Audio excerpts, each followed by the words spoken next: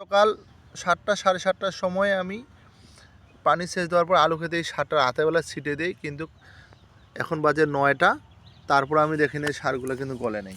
এই যে একখানে না দুইখানে না, কারণ আমি ভাই রাতেরবেলা দিছি সার, এখনও গলে নেই। এই যে এই 2 নাম্বার ইউরিয়া না 1 নাম্বার ইউরিয়া আমি কিন্তু বুঝতেছি না। এই যে দেখেন, ঠিক আছে, এই আলু খেতে দিছি, এটা কিন্তু আমার আলু ক্ষেত। এই সারটা আমি নিয়েছি স্থানীয় রামরুবি হাট অজির কাকার দোকানে।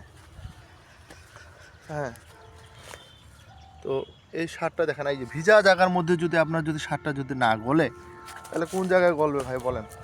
12 ঘন্টা হয়ে গেল, 12-13 ঘন্টা, তারপর কিন্তু বিভিন্ন জায়গায় সার। হ্যাঁ, এই যে আমি কালকে দিছি, এখন এই যে আমি এই যে রসুন গাছেও দিছি, এই যে পানি দিচ্ছি যাতে সারটা গলে। তারপরে কি হয় দেখি, পরবর্তীতে আমি দরকার ভিডিওতে আপনাদের জানাবো যে কী অবস্থা হয়েছে আমার এই সার দিয়ে। যে হ্যাঁ, কারণ এই সারগুলো এই বৃষ্টি এগুলোতে তো সারাতেও ভিজা ছিল।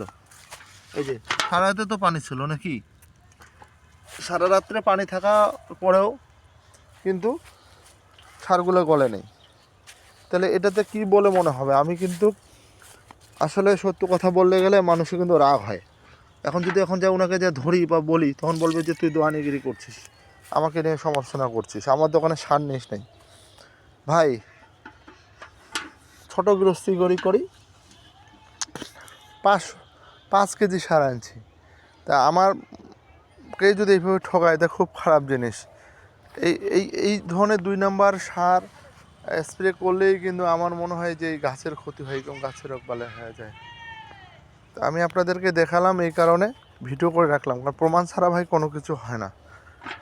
প্রমাণ ছাড়া কোনো কিছু দেখেন, এই যে এইখানেও এই যে সাদা সাদা দেখতে পাচ্ছেন, ওগুলো কিন্তু ইউরিয়া সার।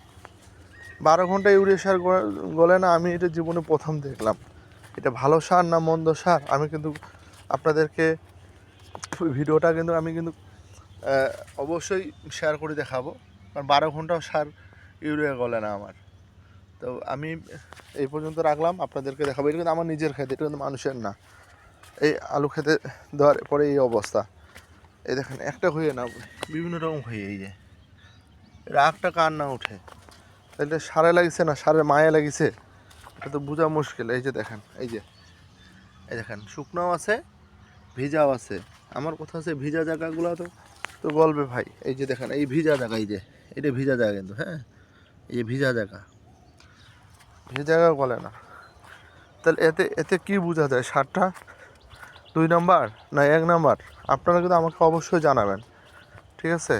ভিজা জায়গায় সার দিয়েও যদি না গলে, এই দেখেন এই ভিজা জায়গা, এই যে এটা, হ্যাঁ, কোন সার দিছে? আসলে মনটা কিন্তু খুব খারাপ হয়ে গেল এইরকম অবস্থা দেখে। আমি ভিডিও দেখাইলাম, ছবি না তুলে, ঠিক আছে?